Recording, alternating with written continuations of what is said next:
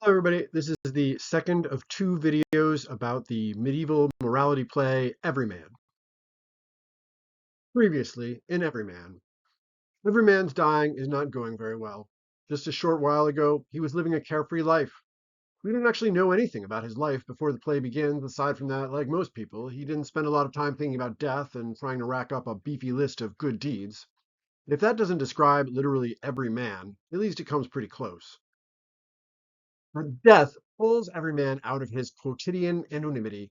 It calls him before us as an individual character. It challenges him to take stock of his life.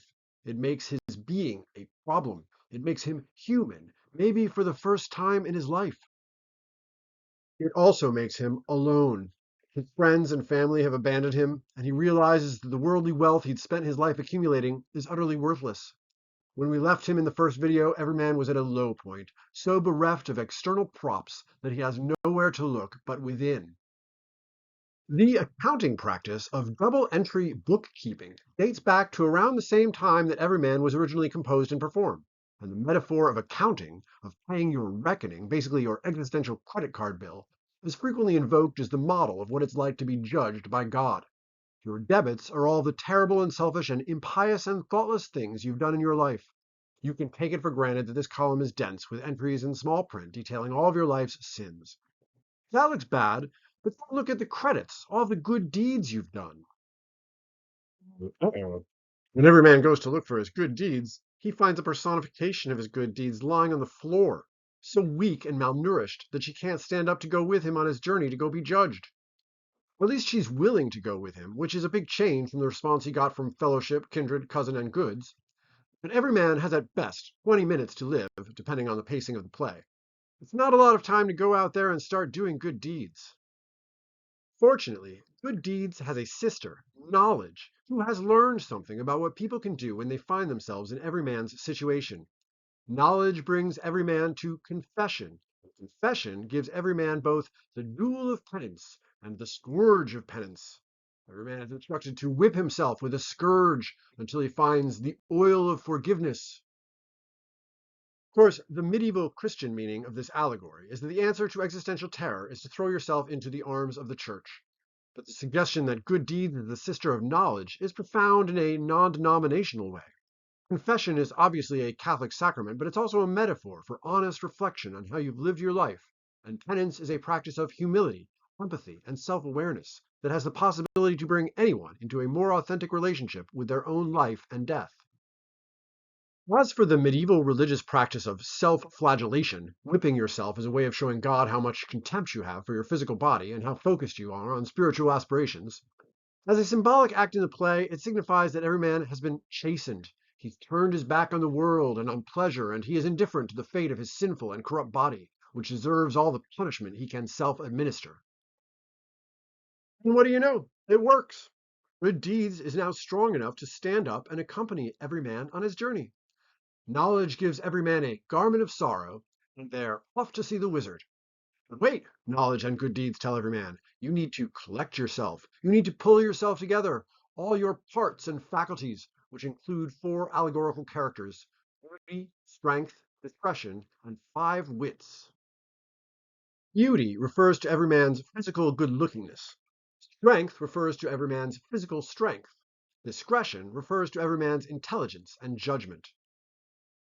Five wits is a kind of medieval way of thinking about the totality of human psychology: perception, imagination, fantasy, estimation, and memory.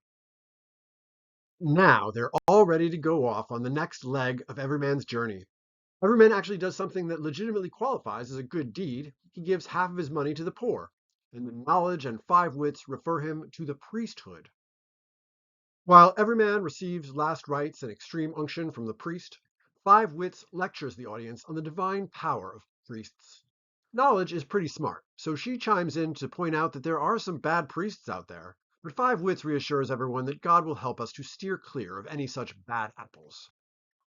Of course, the point is to reassure the medieval audience that even though they've all heard of priests who don't live up to the expectations of their holy office, the priesthood is still worthy of respect. Suspicions about the rectitude of the Catholic clergy, what historians call anti-clericism, roiled England throughout the Middle Ages, as we will also see in the Canterbury Tales, and as will culminate in the English Reformation in the 1500s, when King Henry VIII broke with the Catholic Church, disavowed the Pope, and dissolved the monasteries. The conversation between knowledge and five wits attempts to address and paper over any anti-clerical sentiment that may exist among the play's original audience. At this point in the play, there is a kind of repetition of the false friends theme from the first half of the play. Strength, discretion, and knowledge pledge to stay with every man as he dies. Every man is grateful, but then, as the fatal hour draws nigh, beauty abandons him. Of course, your looks are always the first thing to go. Beauty is allergic to death, and she jilts every man. Then strength reneges on his pledge to stay with every man until the end. Dying people are not famous for their physical strength. And then discretion leaves next, a possible allusion to senility and dementia. Then five wits, every man's mind itself, exits stage right. The theme is a poignant representation of the way death takes away all the things we thought were most intimately ours, what we look like, our power over our bodies, our ability to think, and even consciousness itself. Oh, all things faileth, every man comes to realize, save God alone. The one allegorical figure who walks with every man into his grave is good deeds. Knowledge can't come with him. She needs to stay behind on earth. And indeed, she turns to the audience and delivers the knowledge to us that every man has gone to heaven. An angel escorts every man to heaven, and a doctor comes out to make sure we get the moral of the story. Think about your mortality. Think about what kind of life you want to leave behind. Go out there and do good deeds. Try to live a life that's so full of goodness that you don't have to be worried about death. Realize that many of your relationships with people and things are superficial and unreliable. Don't get too attached to them. Set your mind on higher things. Oh, and support your local priests and submit to their divine authority. As I have been trying to suggest, every man can be read as a non-denominational parable about how to live and how to die. You've taken a lot of classes in high school and college, but I'll bet you've never taken a class in how to die. Well, between Beowulf, Everyman, and Hamlet, you can think of Brit Lit 1 as a class on how to die. I would also want to point out, however, that the cultural theological value system reflected in this play is hardly immune from critique. From another way of thinking about it, friends and family are not invariably selfish goons. Your body is not a corrupt vessel of sin. Pleasure is not evil. Guilt and pain are not the keys to the good life. There is more to life than death.